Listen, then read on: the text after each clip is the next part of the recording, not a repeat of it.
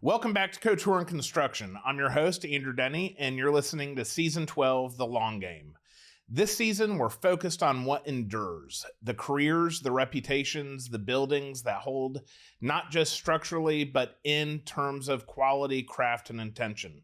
Today's conversation is about what it actually takes to build something exceptional when the stakes are high, the clients are demanding, and the market is moving fast. Park City is one of the most dynamic luxury markets in the country right now. High-end custom work is accelerating. Out-of-state buyers are arriving with big expectations and tight timelines. And somewhere between the vision and the finished home is someone has to hold it all together.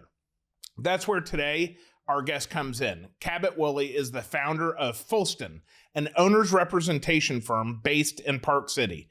Cabot works alongside high net worth clients to protect their interests, manage risk, and make sure what gets built actually reflects what was promised. Zach Patton also joins us today, and he's the founder of Blackwolf Build, a luxury custom home builder based in Nashville, and a familiar voice to Couture Construction listeners. Zach has been on the show before, and we're glad to have him back at the table. Together, they represent two sides of the same equation. And today, we're pulling back the curtain on what luxury custom building really looks like from the inside.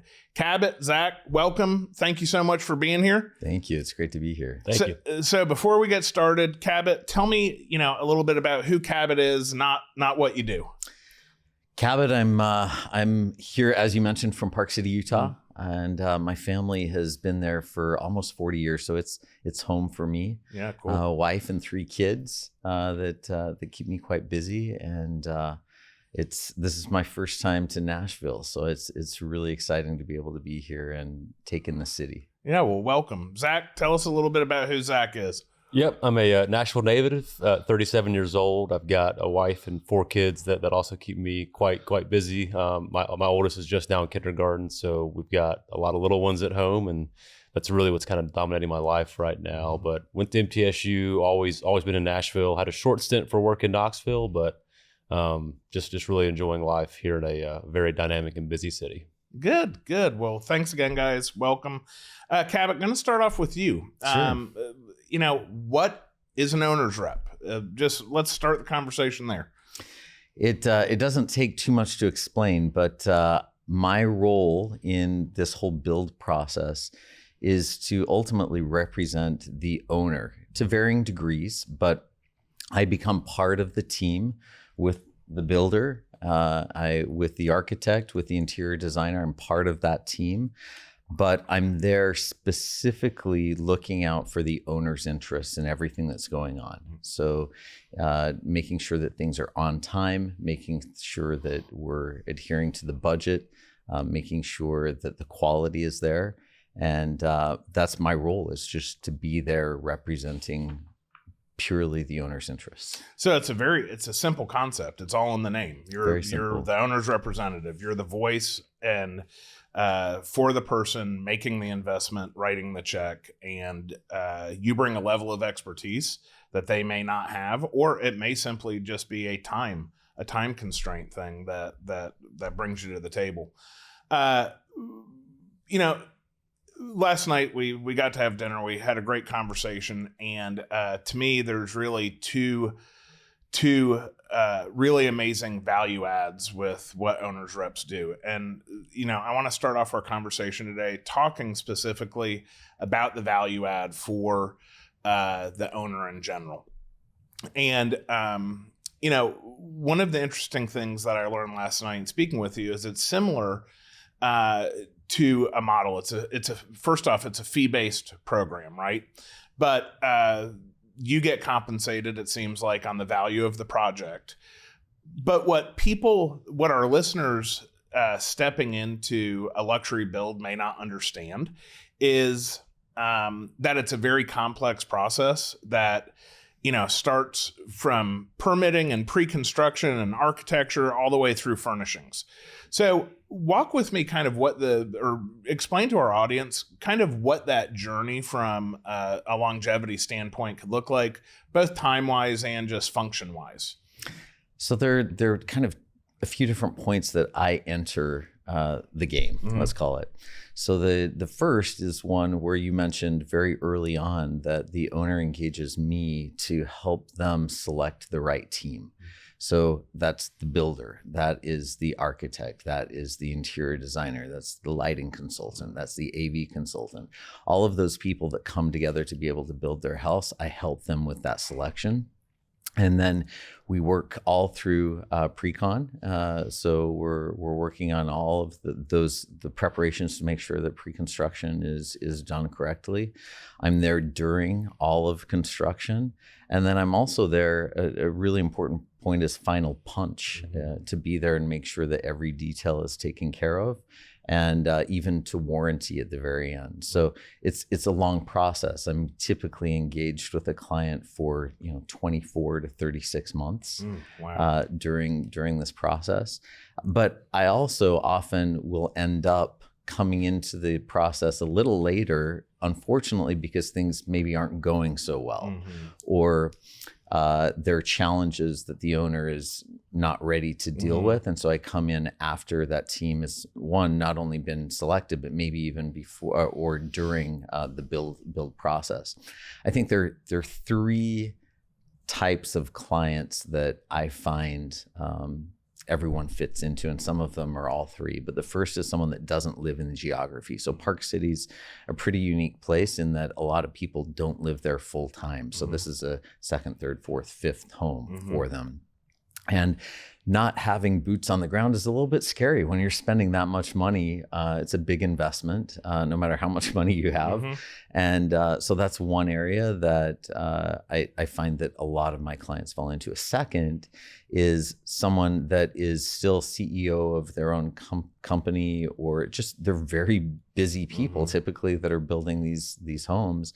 And so they simply, even if they wanted to, they don't have the time to be able to spend to build this home. And it takes a lot of time, right? I mean, it does. You engage with your owners and it's hard. Major commitment from our clients. We always are prepping them in the front end, like we're going to need, lots of involvement here and weekly meetings, and, lots of information needs to come from you all. So it's definitely a big commitment from a time perspective. Well, and decisions. If decisions don't get made quickly, then the project slows down and those kinds of things. Yeah. So, the gas brake analogy comes into play here. Just imagine we're gas brake the whole time. It's just super inefficient from a schedule and a budget standpoint. Yeah.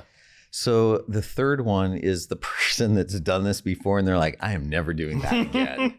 I am never doing that again. And so I work with a lot of realtors in the area that just their clients can't find that perfect home that they really want. And so the only option for them is to build what they want. But they, like I said, don't want to go through that time commitment, the process. It's challenging. And so if they have someone that can kind of just take care of all of that on their behalf, it's the easy button. Zach, walk us through kind of the conventional way that happens without a builder's rep or a owner's rep. You're a custom builder, and take us through like what it's without that, how it happens conventionally. Yeah, and full disclosure, we've never worked with an owner's rep, and we've often played that role. So we want to build. That's what we are passionate about, love to do. But just to get the projects where they need to be from a pre-construction and permitting standpoint and get all the team together, we're often looked at as the one who needs to align all of that. So very similar, we would meet the initial client, either help assemble the team or come onto a team if it's already started. And we would, once we're ready with a bid set or construction documents, and we start the pre-con process, we're going through the bid phases, setting allowances for items, talking through all the different facets of pre-con, getting permits ready, getting tons of decisions made from the client, trying to set good, realistic timelines so that we can deliver them a very tight budget at the end of that pre-con process. We can start with a fully baked design and plan set. And then once we're finished with all that process, we're then ready to sign a contract, actually go start the construction of the home. And then during the project, we are, on all of our customs, we're meeting our clients weekly once we get framed up. So we've learned that these projects are all prototypes. So the first time being built, and these things, no matter how good the plans are, just things evolve on a daily basis sometimes. So meeting once a week with our clients is crucial. So we're meeting our clients once a week, updating them on where their project is, asking them any questions. Hey, we got everything we needed for this scope of work, but forgot to ask this one little question. So let's go talk through that as a team, make sure that we document it correctly, get it signed off on, and move forward. And then we just rinse and repeat that throughout the entire rest of the build until we get to the closeout process, where we're going to do our own internal QC process and then walk the client through as well, and then get them moved on into the home. So interestingly, and this is so I just want to make a point. Conventionally, that's how it's mostly done, right? That's the exact process. You are a shepherd to the client in that journey, but you're still a builder. And your primary responsibility is to make sure that you're a builder at the end of the process so that it was a profitable, good project, right? But you're shepherding. That's right. And there's, and again, it's not a you thing, it's an industry thing. There can be a conflict there because you, as much as you care about the client, you still have to look after your needs. And then Cabot, what you introduced to the process that's unconventional, and I know owner's representation has been around a long time, but we're seeing it become more prevalent. You create a fiduciary to where it's purely owner, you act as the owner. And the value proposition is you've done it 100 times. So you know how to navigate, you know how to not hold up the process, you know how to make sure the execution is happening, because you actually put a builder in a better position to succeed than a builder having to shepherd somebody that's new to the process through it, right? Is that a fair assessment? It's an exact assessment. And really what happens is I try to take the emotion out of everything for everyone, right? So I try to shield the owner from stress, which is one of the worst parts of building. If you ask people that have built a luxury home, just shielding them from those stressful things that are going on. And if I can absorb that and work with the team to make sure that those stressful situations are really dealt with and taken care of in the owner's interest, that's number one. But number two, with a builder or with an architect, I'm really working with that team also to shield them from the emotions of the owner, which it's an emotional thing when you're building a home that you're going to live in. And it's Zach, have you ever dealt with emotions on the job? 100%. Yeah. Like that sounds great to have. I mean, just someone who speaks the same language and we can have very frank conversations, and there's no misconceptions about, hey, we're trying to, pull something over, like pull the wool over your eyes, or tell you something that's not true. Like it's just easy to talk to someone else who's done it a bunch of times. And you said it last night about, like, my ideal client would be someone who's built 100 homes and understands the process, and we can quickly make decisions because they've been there, they've done that, they've done it the wrong way before, and now they understand that, we need to do it this way for these reasons. And just the idea of that is very attractive to me, honestly. So my day job is I sell luxury flooring and millwork and kind of interior environments. And if I'm lucky, I will work with an end user, a dwelling owner, okay, that has done that process 2, 3, 4 times.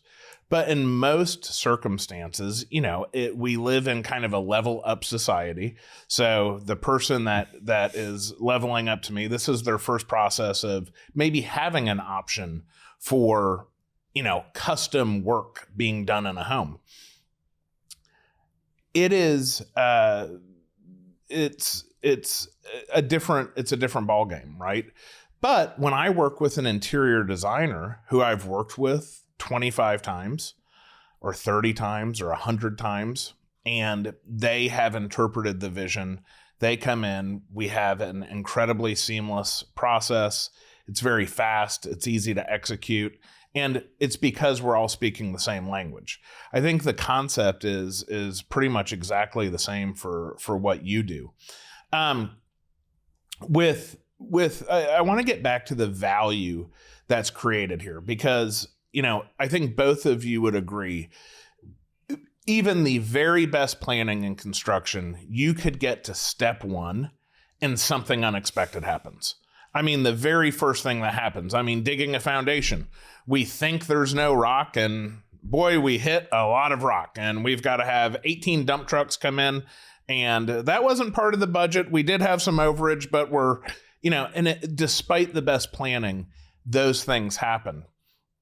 Walk me just through what it looks like from a value proposition to be able to start at the beginning of the process and work with the team to create accuracy in budget, so that, again, those hard conversations, most of the hard conversations are about cost.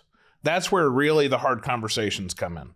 So walk with me, or just walk our listeners through kind of the value that's created with having expertise in the beginning of the project, if you would.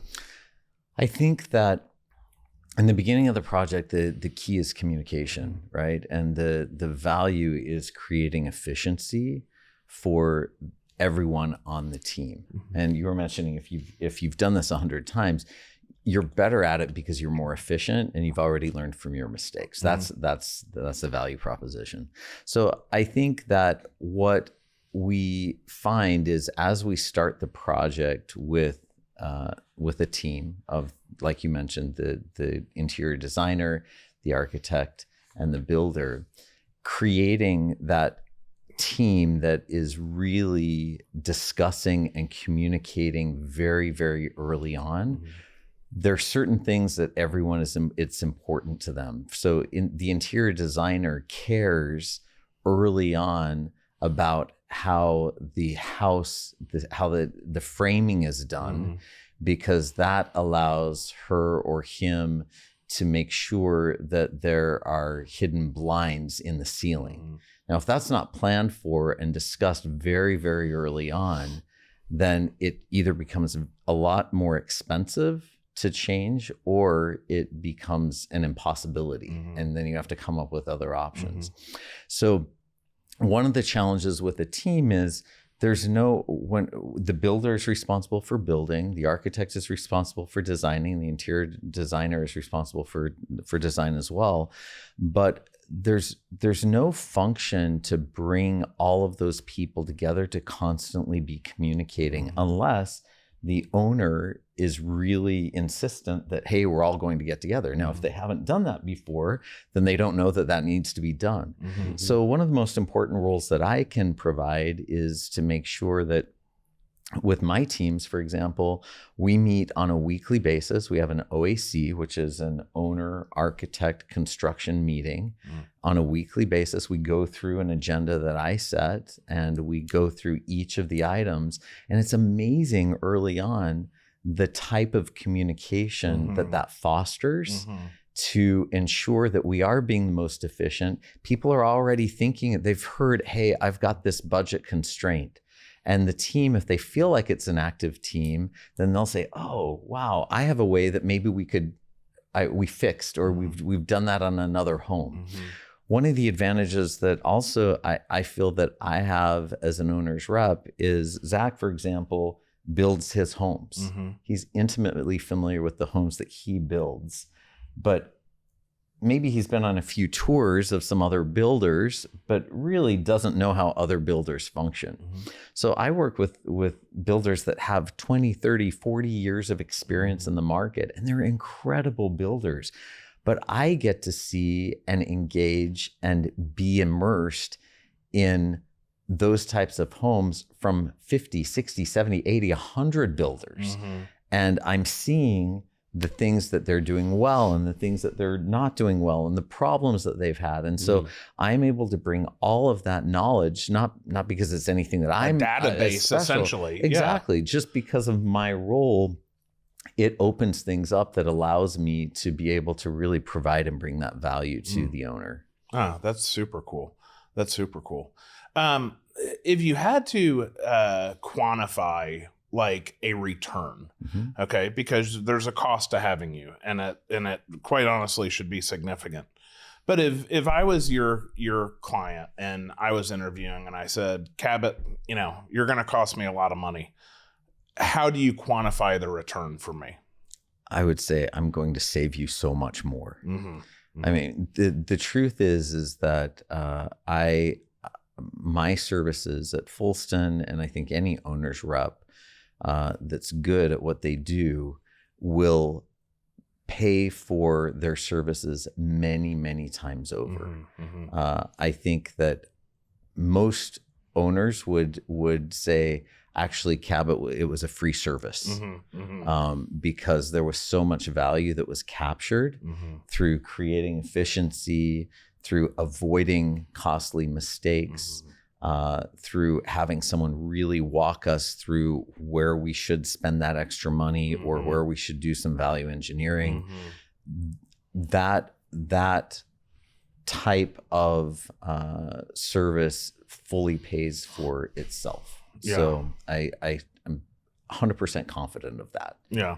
Zach, for you, like hearing that and then knowing, again, a conventional process, and 99.5% of the thousands of projects I've worked on have not included an owner's rep. Okay. What value would you feel from having somebody with that level of experience, just from a builder's perspective, that could help direct? Yeah, I think it adds a ton of value. I mean, to put a dollar amount to it would be tough, but I mean, I think just someone that's just giving very clear directive that is not emotional. And like, I know we hit on that earlier, but just able to really listen to the vision from the client, understand what is most important right now from a decision standpoint that's got to be made, and being able to give clear direction on, okay, design team, we need this, architect, we need this. And then once that's done, just being able to lay out those next steps. Because to your point, that's always fallen on us, and that's okay. But you know, we're focused on so many other things as well. Like, it'd be really nice to have someone that's flying a little bit higher, that's understanding at a higher level, and able to help coordinate all those different pieces. I mean, so I see tremendous value there. Absolutely. Yeah. To me, you know, it's what people on the outside stepping into this process are all of our mutual clients. They don't fully grasp the complexity of what it takes to build a lasting structure. It is, I mean, you have to interact with government agencies. You have to interact with land, with landscape development. I mean, grading plans that we were talking about yesterday. We were talking up where snow making machines are going to be in relation to the property, city ordinances. And these are all things that are before even the first piece of dirt is moved. Oh, absolutely. And then you get into what you can't see below, and then the framing and the engineering, all of the MEP, the mechanical considerations, the lighting, the plumbing. And then finally you get to what, you know, most people like about building, which are the finishes. Sure. And there is such a gulf of choices in cost, in finishes, that it's mind-boggling. I mean, there are products in my category that literally range from 59 cents a square foot to $250 a square foot. And they all are things you can walk on. So they're all, you know, I mean, feasibly flooring.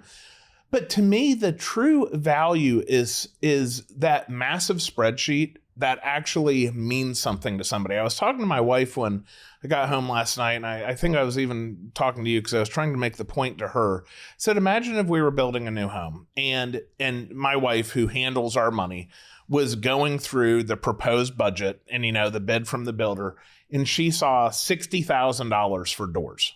Okay.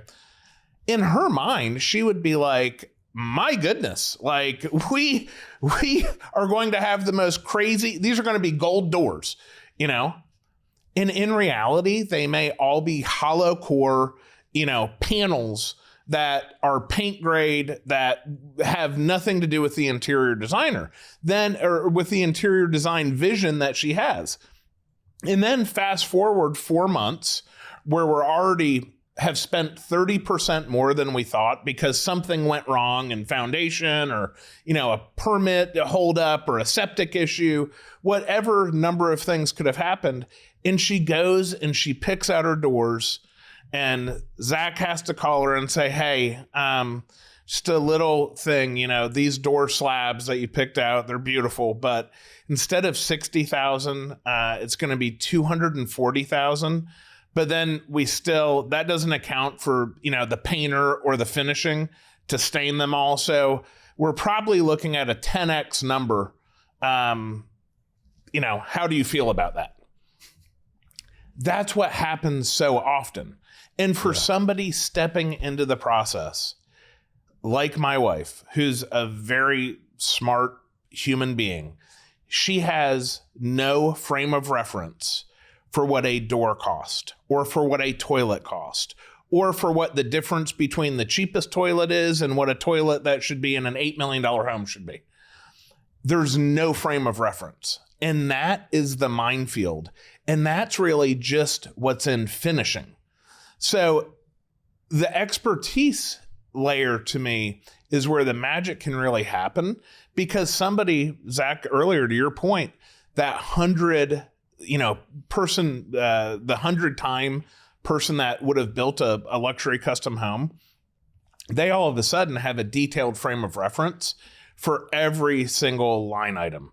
They know the difference between plaster cost and gypsum, or, what vertical architectural cladding may cost, or the difference between Delta faucets and waterworks that, are on their Pinterest mood board.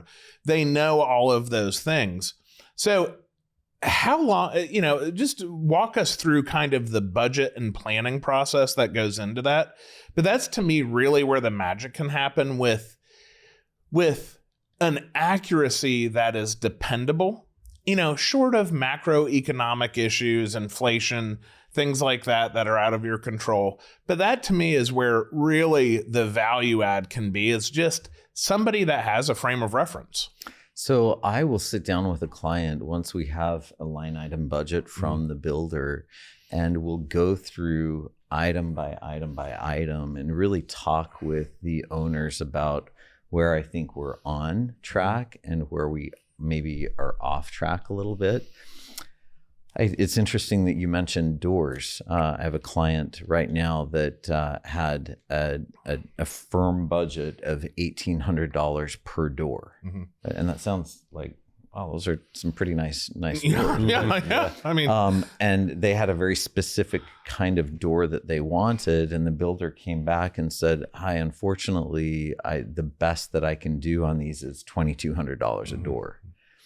And I said, "Sorry, we're not doing that. This is a budget item that we absolutely need to stick to."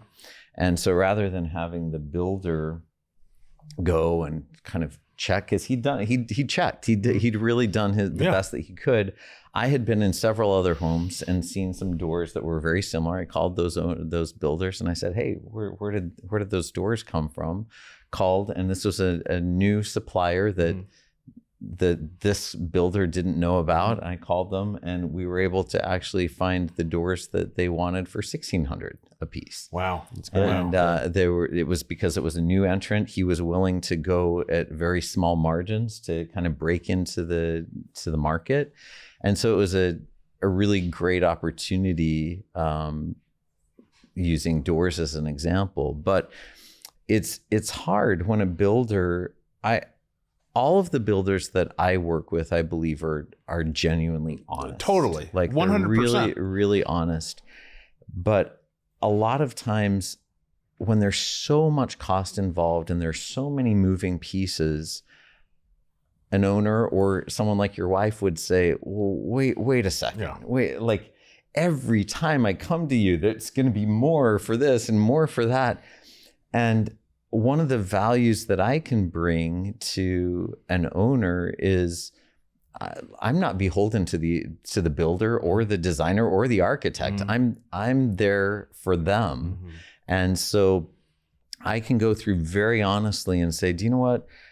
I think you're probably paying too much for this area, and this area based on what else is happening in the market. But man, you've got a budget of $150,000 for this line item, and it really needs to be $400,000. And those conversations are really easy for me to have, but those conversations are very difficult for a builder to have. Well, and they're not only difficult, and again, they're unfair, because in my experience, they're always one-sided. And this isn't any offense to any of my clients, but there's never an accountability on their end of not knowing. It's always, you should have told me. Well, it's like, well, I mean, in all fairness, like, I did tell you, and that's why I have a number. You just don't like what that number gets you. And now you think that, that's 100% on me. Well, in true transparency, like, it's not like there, but I've rarely seen, and I can actually think of the times. I remember distinctly, like 5 years ago, a guy comes into my showroom, and I always start with showing what's in, but because we have a ton of luxury builder clients, and we have a program, and we kind of start there, and it's a beautiful assortment, and it's appropriate for the cost of the home, blah, blah, blah. But I start showing it to him, and he goes, dude, I like that one. He goes, I knew, like, we've built many times before. I knew this number was bad. Just, I'm looking at a delta of what that number is and what this is. And, that's what I care about. Is it twice as much? Is it 50% more? Just let me know that, because I'm not looking at it from a zero sum.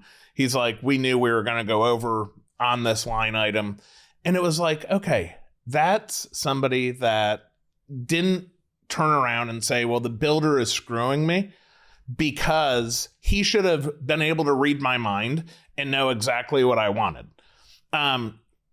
But that's one of the value adds here is the builder doesn't have to be a mind reader.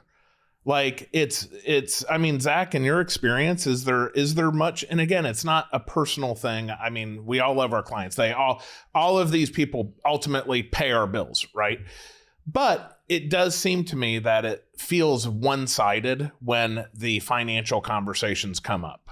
100%. So very common. Like, we're feeling the pressure from the client to, like, we really want to slow down in pre-con and make sure pick out everything in the home would be ideal, but it's more often than not, we're starting the home with many categories at just an allowance number. They've given me an inspiration. We've talked about past projects and what those costs, and applied that cost to their home to build some type of budget for tile, for instance, on a project now. And then we get, midway through rough ends, we finally make the final tile selections. We get updated bids, and we're twice as much as we put in the original estimate, a year ago when we should have had the selections.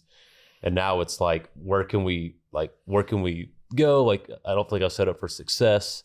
And that's, because we want to do our best to set them up for success, but like, we feel this pressure to get the job started.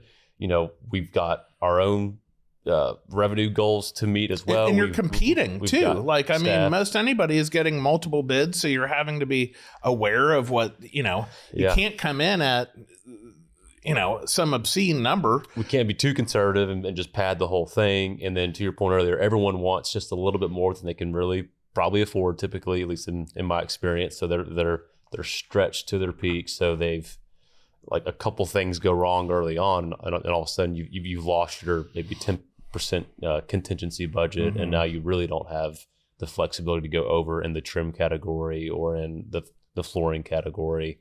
But that's the biggest thing that I see, that we're honestly going back and forth with right now. Like, do we just really put our foot down and say, like, we're not starting until we have these selections made? Like, be mad at me now, but thank me later, kind of thing, So, like, let's just take more time in the planning stage. But just how these things go, like, we just end up starting more projects with like, we'll have a lot of stuff dialed in, but it's not uncommon to have a couple of categories with just loose budgets, and then we're determining the trim budget after the trim walk, and it's like, actually, I want this style crown, and I want to do this type of ceiling treatment, and that stuff and then we're having to stop the project, get bids, present the bids, then they want to pick through it. Okay, let's X that, let's X this, and now the job's just sitting. So, and then you're held accountable, and not just you, but all builders, for why aren't I in the house? That's right. I'm hosting Thanksgiving. Yeah. And now I've got to keep my rental. But everyone forgets that like 3 or 4 week dead time we were going back and forth, and then okay, we finally make the decision, and now we have to order these things. And what we're doing are not off the shelf items typically, so it's got to be custom made. That's going to have a longer lead time. So that's really our biggest struggle, is just getting finalized selections earlier to keep the schedule moving and to keep the budget accurate. And that's the biggest thing that I would say we fight. And I hear that and I feel really bad. I mean, it just makes me sad to hear of that struggle, because again, that's something that I address regularly with an owner, and it's a very simple conversation for me to have. For a few different reasons. One is, early on, when we do that overall budget review, I've now gone through and really vetted, hey, I think we need to spend a little more here. I think we can save some money here. And we get an agreement amongst the team. Everyone's taking a look at that, and I give everyone the opportunity. Architect, are you happy with this? Interior designer, are you happy with this? Is that enough for the countertop? Is this really enough? We're being really honest here, and we go through and we set that budget. Now that we've talked through it, you've won the business already, right? And so now it's a matter of really, hey, this is the true budget that we need to meet the needs of the owner. And then my role at that point, once the owner agrees, is to help everyone stick to that budget. Because now that we've all decided that this is the appropriate place, now there will be things that come up, but generally speaking, then I'm constantly saying, well, wait a second. We had agreed to this budget. Why are we not getting that? And we're able to work through that. So we stay really close to those budget items. But that's a very, very difficult conversation to have when you're trying to put the finishes in, if you haven't had that discussion early on. Well, here's the dirty secret. Okay. The number's going to end up being the same, whether you go through the planning and know it on the front end, or whether you have hurt feelings on the back end. Like, it's called delayed decisions. It's the number is going to end up being what it is. And again, not knowing, and everybody understands if, hey, we get into the project and we see some attic space we can build out, and Mr. Homeowner says, oh, that'd be an awesome spot for a golf simulator. Everybody understands that's, a change order, and we've thrown that out of budget, and it's a new concept. But the difference is the transparency, and we always talk about depositing. Like, every action we take, we're trying to deposit basically trust and credibility into our client, because we know when something does go wrong, which it always will, that there's a deposit there that they can pull from. Okay, what happens so often in construction is, despite that, you get to a place where you're overdrafted. Okay, and again, that's not fair. It seems very one-sided to the builder, because there's not somebody like you that is, that we started from a realistic place. So the value to that, to me, is just it's the same number. Like, knowing that number from day one is, everybody's happy. You don't have to have as many hard conversations, right? Your conversations are probably more like, geez, this is out of stock, so we have to make another decision and to keep it going, or do you want to wait? As opposed to, we had 60 grand built in and it's actually 310. Very different conversation. One other thing and I'll just use this opportunity to segue. Zach, you brought up an interesting point about the delayed decision and what that cost. Again, another frame of reference that I don't think our clients fully comprehend is that there is a sequential nature to building. So you can't, finish MEP if you don't have the lighting plan. You can't do some things that cost time and money and energy because there is a sequential nature to that. So Zach, I'll let you kind of start with this. Walk us through like some of those maybe landmines that create a delay because the job does have to come to a standstill, and you can't have different trades in the same area doing different work. Just kind of give us maybe an example of how that can happen. Yeah. Easy example would be primary bathrooms. You got mirrors, typically sconces either side of the mirrors. You got cabinetry, all these things that have to, at the finish stage, all look very precise and be just so. It's often that we're having to really push to make the decision on what the mirror is. It's kind of like the starting point, because that will tell us how far to space our rough end boxes for the lights. We don't like to use the pop-in remodel boxes just because you have a finish issue at the end. They kind of wobble a little bit. So we want to get all that done. And also, like, now we got to drag the team back out, decide where to put that sconce. Like, let's just have that all determined up front. So that's an easy example of, you have to pick a mirror eventually. Why wait until you're in the drywall stage or in the time, like it's 2 weeks before we need mirrors? Like, now you've made the decision. So that's just a decision that has to get made, that if it's made way earlier at the rough end point, we can map that out. We can get our sconce rough end boxes exactly where we want them. We're not having to whip wire in the wall, potentially cut more drywall than needed, and then patch drywall, and that never really looks the same. That's an example. And then we had one recently on a job that lighting plan was kind of ever evolving, the location itself and then the fixture itself. And we ended up getting to a point where we had to delay the electrical rough end start because of this decision. We got the new layout, then we had it bid, then it was a little more than they wanted to spend, so we had to make revisions, and you just lose weeks during that time. And we finally get the decision made. We get the lights ordered. Now it's a 2-week lead time to getting these lights made. They're all flangeless mud end lights, so you've got a much bigger housing. And then the electricians delay because they're on other jobs. They can't just, hey, we're ready tomorrow. So then you have another, couple day delay. And then we get to the rough end stage, like we're actually putting these lights in, and we have to do what we call head outs in a few locations. So we have floor joists in the way. So we have to cut those, hang them into the other members that are close to it to make a perfect box to get this light exactly where we want it. So now we have to bring the framer back out. So it's just this domino effect. And had we had a bulletproof lighting plan from the beginning, we could have accounted for a lot of those, and we could have stayed more on pace. And there's always reasons, but like we feel it's our obligation to the client to just be that annoying reminder police. Like, hey, like we got to have this because this could happen. And the more we do, the more examples like that I have. It's an easier story to tell to the next client of like, hey, here's why it's important, because these are real things that have actually happened, and here's what those actually cost.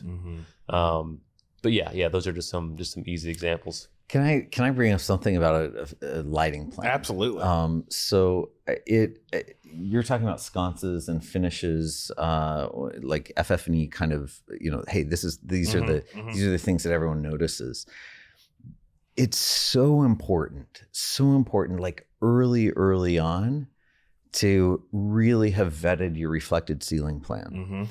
And what most architects deliver is a basic reflected ceiling plans with cans in the ceiling. Just gridded out. Gridded out, because that's what they need to be able to get their building permit. You've got to have that in there. And the reality is that when you're building a $5, $10, $20, $30 million home, the things that you really notice when you go into those homes, especially at night, is the lighting. I had Rebecca Gardner on yesterday, another big, just have Rizzoli. She's on a book tour right now for her new Rizzoli published book. Biggest thing is lighting. I mean, it really ultimately is. And yeah, I mean, it's huge. Well, and again, if you're really building a home at this level, like we're talking about, those cans aren't going to cut it. Even if they're square mudded in beautiful cans, they the lighting plan is critically important, and that's something that has to be decided before you even get to framing. Yeah, before you engineer Well, the frame and package, think about this. So the reflected ceiling plan and the accurate lighting plan, that isn't just now we're into the trim, the architectural millwork, the beam packages, the cladding, how those become spaced. It has to be super accurate, and doing those things on the fly, especially if it's a pitch ceiling or slopes, like now you've got real engineering and architecture that has to happen after the fact. And it's a perfect illustration of not knowing what you don't know. That's right. The unknown. If you're a client stepping into this, you see a reflected ceiling plan and see lights, and you're like, oh, this is Good enough, right? and you don't know that that's, and it's not the architect creating a trap, but it's going to require a lot of additional thought and energy. A lot of additional thought and energy, and a lot of additional budget, because I'm telling you, to put in that plan that the architect delivered in terms of the reflected ceiling plan is a completely different pricing than to have a real, like having a lighting designer come in and create light in the home that you don't even know where the lights are. You don't even know where it's coming from. And that's again, if you're building a $5 to $30 million home, that's the expectation. That is absolutely the expectation. And that becomes a very, very expensive line item. But you're not imagining all these creative ways to light a house. You're looking at, when you're doing your budgeting, you're looking at that reflected ceiling plan delivered by the architect, and that's what you're bidding on. Right. And it's just not what needs to be delivered. So again, those are very easy conversations for me to have with a client that just seems like more additional cost when you're hearing that from the builder, for example. It's a real challenge. Like I would love to, in that scenario, pick up the phone. Hey, Cabot, this thing's kind of stalling out. Can you push the right people and help me get this decision to the finish line so that we can execute? Absolutely. And part of my, it's again, an easy conversation for me to have, because I become the single conduit to the owner, right? So the owner has the benefit of not having to talk with this person, that person. I centralize all of that in weekly communication to the owner. You have one person, the architect has one person, the interior designer has one person that they can come talk to, and all of that's funneled to the owner. And I'm able to have those easy discussions with the owners about, hey, we need a decision by tomorrow or by the end of next week on this if we're going to stay on track. Everyone's committed to staying on track if we have this decision. If not, we won't be in by Christmas. Just know that won't happen. Yeah. And again, that's an easy conversation for me to have, whereas that's not a pleasant conversation for a builder to have to go have. And the analogy you know? I love to use, because Zach, you talk about how that's an issue, but I think in Cabot's role, again, we're never even getting to that issue because it would have been caught in pre-con. That, hey, this reflected plan isn't good enough. I want the lighting designer stamp on this, build to actual, you have something that you can go implement. And I really love the analogy in something like this. It's the difference between firefighting and preventing fire, or fire prevention. Like a fire marshal. And it's that difference where without that barrier, you're constantly firefighting, where many of these fires could have been prevented just through understanding. And again, there's no malicious intent. It's just it takes decades of experience to understand how all of it works. It is just constantly, I mean, Zach, you were just at the builder show a month ago or so.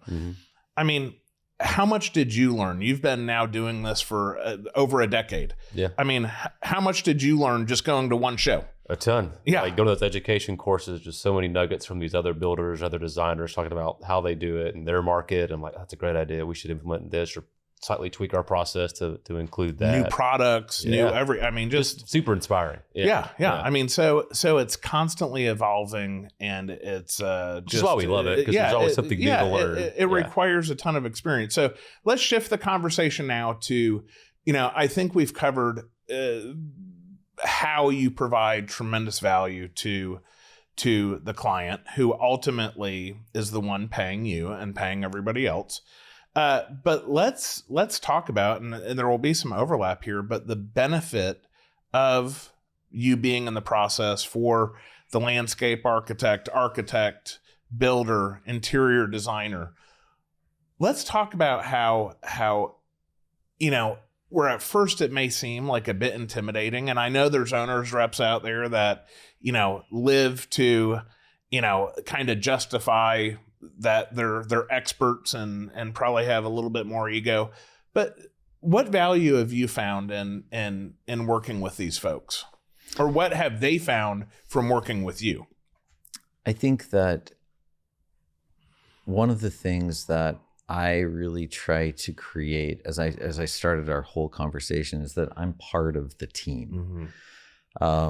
There are, and so buyer beware, there are a lot of owners, reps, and large firms that are out there that have a reputation for playing gotcha games.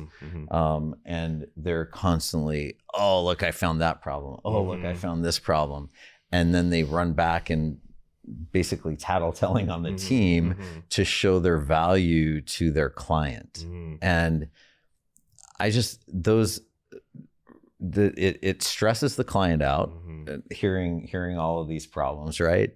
And it demoralizes the team. There's a saying in customer service that if your employees are happy, then you can provide amazing customer service, right? And I feel like it's the same thing on a construction team with the architect, the builder, and the designer, and everyone else on the team. That if everyone's happy and excited about the project that they're working on, then the project goes really well.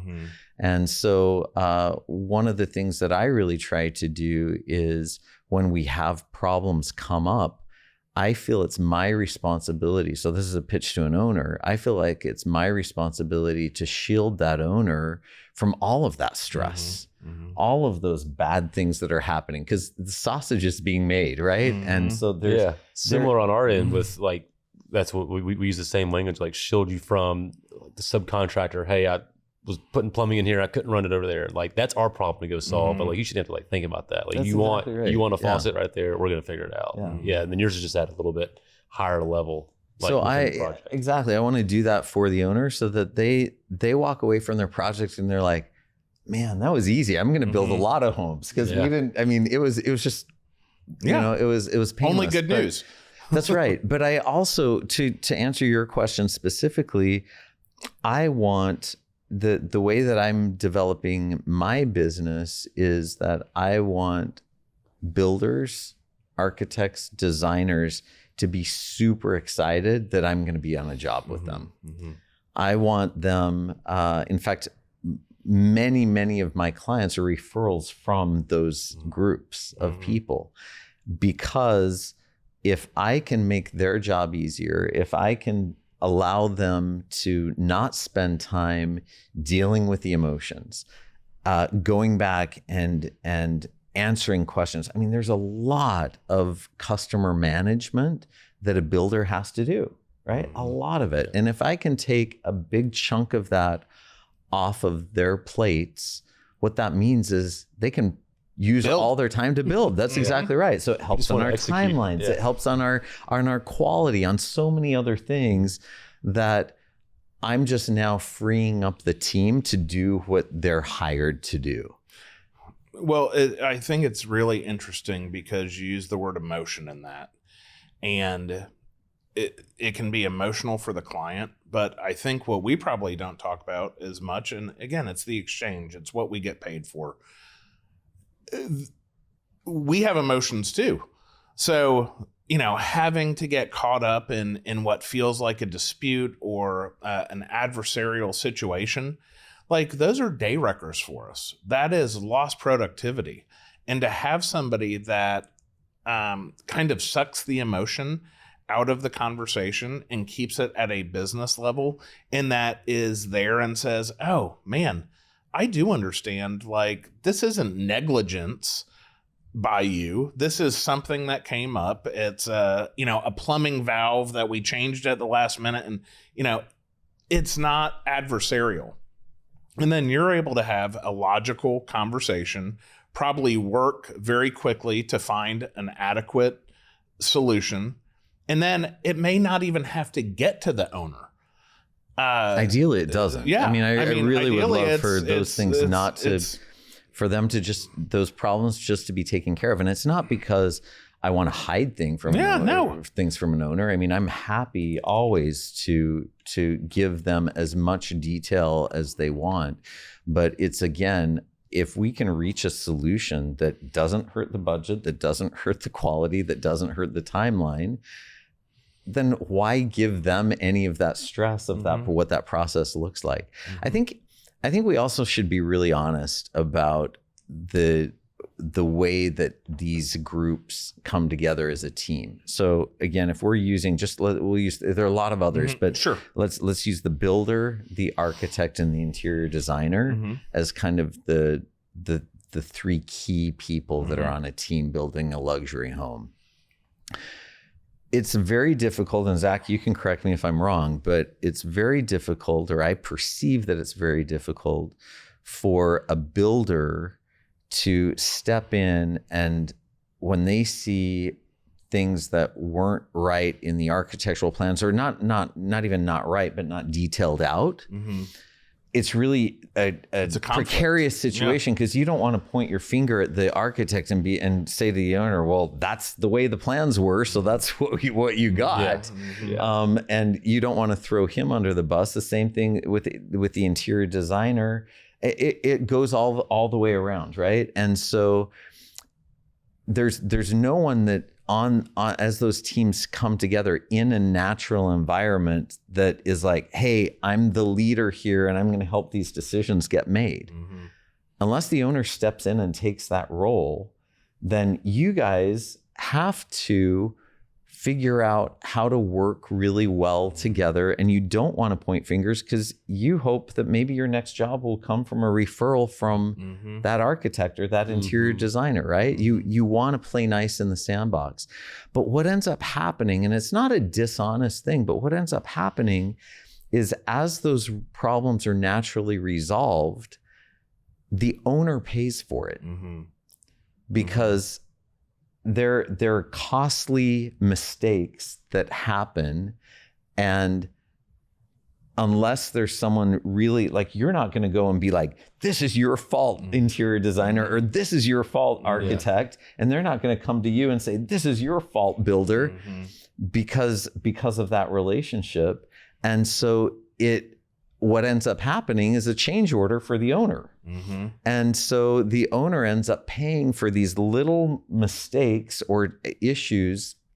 And again, I don't think it's a dishonest thing. It's just the way that the industry works, right? Yeah. And so when I step in, I'm the guy that can kind of level that playing field as an owner's rep.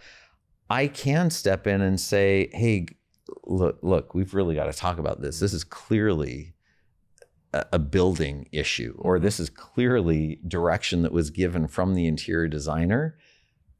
I don't know. Let's figure out how to pay for this amongst ourselves, and let's come to an agreement here, because I know that you guys want to continue working together, but I'm telling you what, the owner is not paying for this mistake. Yeah. And what that does is it creates accountability in the team that I think everyone appreciates. I mean, it's siloed. He's got 4 children. You've got 2 kids at home. You know that accountability and structure is important. Kids like that, right? Well, we as adults like that too. And so when you have someone that is, their role is to help ensure that everyone is accountable, and you know that you're playing by the same rules and you're being held to the same accountability standards, it creates a really great team environment. I don't know if all builders are black and white, but I definitely am. And like, I like having clear rules, clear accountability, and to live in the gray is just tough. So I like everything that you just said. And you're right. Like, we are, each new designer that we meet, say it's our first time working together, I will have an offline conversation saying like, I want to do whatever we can to preserve, to be on the same team. So I don't ever want the client to feel like they're the middleman. Like, you're talking bad about us, I'm talking bad about you, we didn't get what we needed, they're not doing it right. Like, that scenario doesn't end well for anybody. No, so it doesn't. You're right. The ones we've worked with a lot, we've got that understanding, and we could work offline. But everybody has to win. Yeah, I mean, that's the goal. The owner has to win. The teams have to win.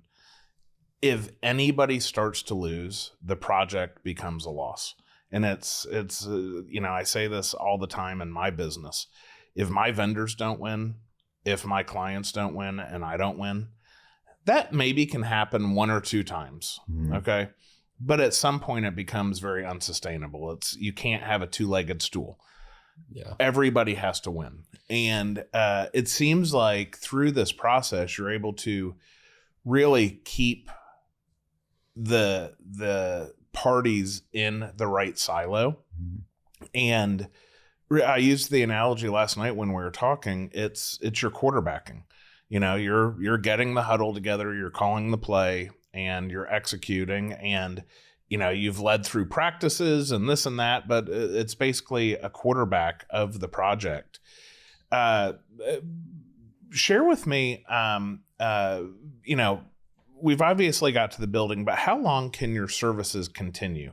Like, do you help through furnishing? Even, in Park City, it's 80% secondary homes. So do you help in like maybe finding a property manager that can prepare long-term maintenance, et cetera? What happens and how do you still participate after the build? It's a great question. So I help right up until, the final stages are punch, warranty. So I put together an entire package so that a builder or an owner understands the reason they're paying 3 times more for this item is because there's a lifetime warranty on it, right? And it's not a 1-year warranty. And so understanding that, hey, if something goes wrong here, then that's why you're paying so much. And then the third thing I think you mentioned is other introductions to people. So in my role, that ranges from property managers to hairdressers and barbers to social clubs that they should join, because I really know it's full concierge level. No, that's service. Exactly right. And I want them to be able to move in and say, wow, that was a great experience, and wow, I love this community that I'm in, and I would never do it any other way. And it was paid for. Because again, like we said earlier, it was paid for. He paid for himself many times over. Well, this has been a fascinating conversation. I want to kind of wrap up with this. My hypothesis is there are more and more luxury buyers. The luxury market, despite anything else in the economy, with housing seems to be robust. And how do you see the role? We know the core team, the architect, the designer, the builder. What do you see over maybe the next 10 years for your industry? And Zach, I would love, after Cabot answers, I'd love to hear kind of your perspective on how you'd like to see it evolve. But how do you see your industry growing and being a bigger part of that? Or if you do, or if you think it'll still just encompass a small amount? I think it will absolutely become closer to the norm once you're building at a certain price point, because it makes so much sense. I shared with you previously that I really believe this is not something that I have to go out and sell. These aren't services that I have to convince someone that they need. A simple understanding of the process of building, a simple understanding of the value proposition that you've really focused on during our discussion is so easy for people to understand. And I genuinely believe that it's a valuable service that everyone should be using. Yeah. It, like I said, it pays for itself. It helps things stay on track. It makes the teams happy. And there's just undeniable value in having an owner's rep on the team. Yeah. Zach, how do you see it evolving? So we're not at the $20-30 million level yet, but that's from where our company is headed, and where we're laser focused on getting is we want the one-of-one complex projects. And I think with that extra level of complexity, and you've got all the different parties to coordinate between landscape architect, designer, builder, all the different unique trades that might be on this project. I think this will become more and more common in the Nashville market. I know it's probably already happening here now, but just not near like it is out in Park City. And yeah, it's wild just driving around Nashville, the number of homes that you see that you just on a new street you haven't been down in a year. Now you see this, amazing, beautiful home being built. Like they're just on every corner now. So I think it's just going to keep evolving. This is such a hot market. We've got a lot of good things going for Nashville. So I see just the level of architecture and design just continuing to increase. And I think just to what I said earlier, I think just the more you get in that level of build, you need someone that's going to help coordinate all those different pieces so that everyone else can just really execute on their role. And the linemen are blocking, the receivers are running, like everyone's playing their part, like back to your analogy, but you need someone that's kind of driving all the traffic. Yeah. And I'll just close with my thought on it is, when I first started in this industry, 20% of my clients were using interior designers. Okay. And now 100% of my clients utilize an interior designer because of the value add. It's a big shift. The same principles. They get the desired result, and it's, to me, I see a parallel with that. I find that interesting. So I'm really excited. Well, gentlemen, amazing conversation. And thanks again, but now it's time for rapid fire. So Cabot, I'm going to start with you, then we'll go to Zach. One skill you would love to learn. Man, I would love to learn how to skydive because I'm deathly afraid of heights. Yeah. Well, yeah. That's scary. Yeah, that's one I'm not sure I'd love to learn. But, yeah. Zach, what about you? What's a skill you'd love to learn? I would love to learn to play the piano. I was a drummer when I was younger, and drums are just too loud and too obnoxious to play in the house, but I would love to be able to sit down and just play piano and like turn off the brain. Like I have trouble turning it off sometimes, so I feel like that would be a nice thing to do. Yeah. Funny enough, that was the answer from our guest yesterday, so nice. I think that's a good one. And I think honestly it'd probably be my answer as well. Yeah. Okay, back to you, Cabot. The most underrated skill in construction. Most underrated skill in construction is drywalling. I like that. It's if a really good drywaller is just so fast and perfect. I mean, it's just I love watching, no matter what it is, I love watching people who are really good at what they do. Yeah. And it's a real pleasure to watch a great drywaller work. That's a great answer. It is, yeah. Zach, what's the most underrated skill in construction? When I heard that question, my mind went somewhere else, so I'm just going to flooring. Stick with it. Mine was more on more of a trait. So emotional intelligence, just being able to communicate with people. I think that's a great one. Everyone thinks about building science, about details matter, like all those things. But I think just being able to communicate with the client who you've got to, address a certain way, and then you've got the guy putting the in-slab plumbing in. Like you just have to be able to. His assistant. Right. You need to be able to be a chameleon, so to speak, and be able to really relate, communicate, get your point across, and do it all with intentionality. That's a great answer. That's a great answer. Okay, back to you, Cabot. One word that defines good leadership. Integrity. Yeah. Very good one. Very good one. Yeah, that's a good one. Zach, one word that defines good leadership. I'm going to go with ownership. There you go. Accountability. Yep. Yeah, very cool. Very cool. Listen, Cabot and Zach, thank you. Thank you. What this conversation makes clear is that behind every great luxury home, there are people doing invisible work that doesn't make the magazine spread. Work that happens in the conversations before the foundation is poured, in the calls that prevent the problems no one ever sees. That's the long game. Not just building something beautiful, but building something right.